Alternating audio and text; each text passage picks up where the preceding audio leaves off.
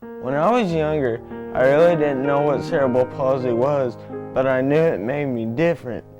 And then when I started to get older, about 6 or 7, and then I started to somewhat realize how I was different, I was bound and determined that I wasn't going to let that stop me from getting to my goals and getting me where I needed to be.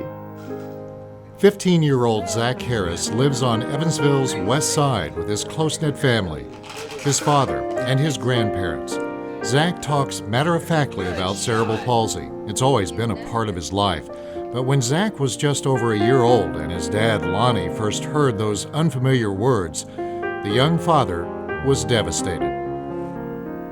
When Zachary was diagnosed with cerebral palsy, I was 25 years old and I had never even heard of cerebral palsy.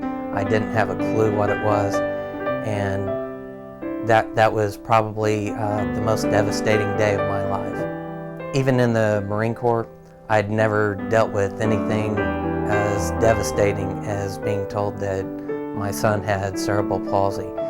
At that time, we were told that the best we could probably hope for is 24-hour care, and that we would have to change his diapers for the rest of his life, feeding for the rest of his life. And so seeing Zachary now is just so much better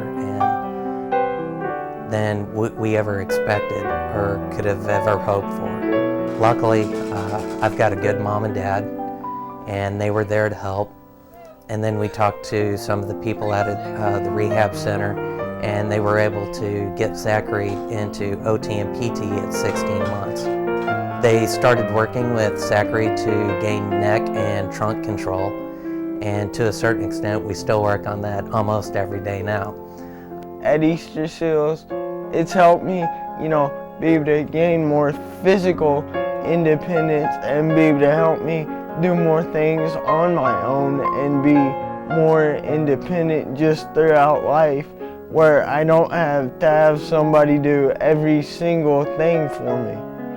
When we're working on the Nautilus system during Zachary's therapy sessions, we are focusing on really strengthening his arms and his abdominal muscles, and also on improving his muscle endurance for walking and standing, propelling his wheelchair, and any other activities around school and home. He is the hardest working kid I think I have ever worked with. He never stops.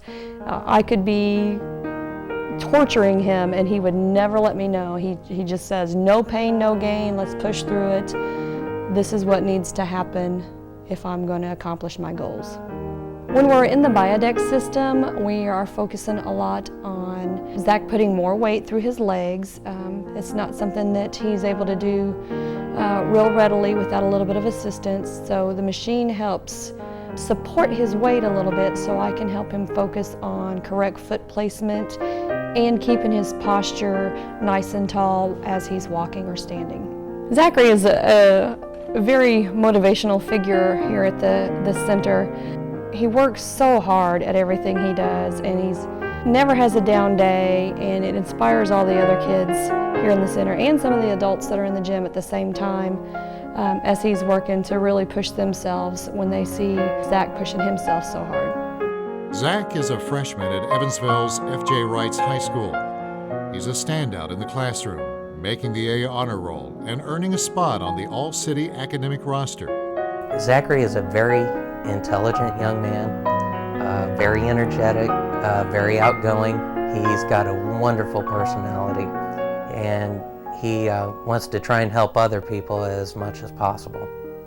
The thing I like best about school is probably, even though I'm learning, is probably just getting out in the community and, being productive.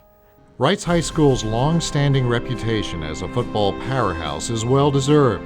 The Gridiron Panthers have won countless city, conference, and sectional championships, and they've been crowned state champs 10 times, most recently in 2007. Ever since I was younger, I knew about the tradition at Wrights and that a lot of my family had went there, and I wanted to go there and I was a real big Rice football fan at a young age. And so when I got there, that was something that I really wanted to do, is be a part of the football team. I was fortunate enough to find Zach in his homeroom one day and talk to him about being a manager, and he was excited about the fact of being able to come down and be with the football players and help out the team. Zach and I were talking at practice one day, and he mentioned that he'd like to maybe speak to the team after practice, and I said sure. And that first day when he spoke to the team, he had some really inspirational things to say. He's somebody that gets you excited about being alive, gets you excited about waking up in the morning. You know, his enthusiasm for what he does, whether it's schoolwork or whether it's our football team, us as coaches and players feed off of that, and we're excited to have him around, and he's a great person, and we're just very lucky and fortunate and blessed that he became a part of our program, and we hope he's a part of our program for a good long time. When he sees the football players on practice field, when he comes home, he still has occupational and physical therapy that he has to do here at the house. And Zachary spends his time dedicated to the football team, but he also knows when he comes home that he's got to work just as hard as the football players did that day in practice. My dad and my grandparents, I really don't know what I would do without them, because they're basically my building block for everything. I've got the greatest parents in the whole world. Zachary and I couldn't have made it without them. Zachary is an inspiration because he never gives up and he never quits. I just want to tell the people at Easterseals, thank you for everything that you've done, because if it wasn't for you guys, I wouldn't be where I am today, and I wouldn't be as productive as I am today, and I wouldn't be nearly as independent as I am without them. So basically, they've given me a better life, and I'm really thankful for that.